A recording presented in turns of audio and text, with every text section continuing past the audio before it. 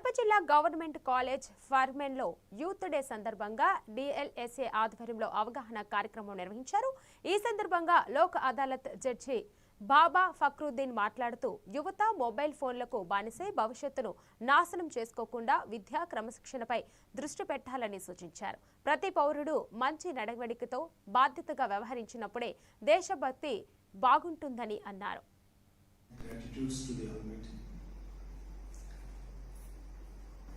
I propound my namaste to the Honorable Principal of the college and all the dignitaries of the dais and of the dais to have your aims and in toto to build the nation. Whether we are building the nation or not, how the nation will be built,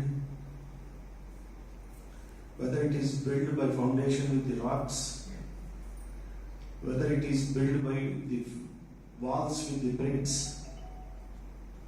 పిల్లలు చూసిన ఏ రకమైన bureaucrat పిల్లలు కానీ ఒక contractor పిల్లలు కానీ ఎవరి పిల్లలైనా సరే బయట చదువుతున్నారు, అవునా కదా? ఇక్కడ మంచి ఎడ్యుకేషన్ ఉంటే వాళ్ళంతా ఎందుకు చదువుతున్నారు బయట?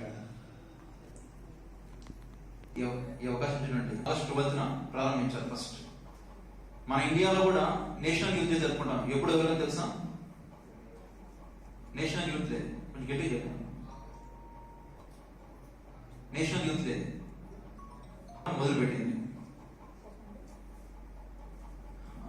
ఇక్కడ ఈ ఇంటర్నేషనల్ యూత్ డే మొత్తం చేయడానికి మొదటి కారణం ఏంటంటే యూత్ లో ఉన్నటువంటి యూత్ యొక్క సమస్యలు కానీ వారి భావాలు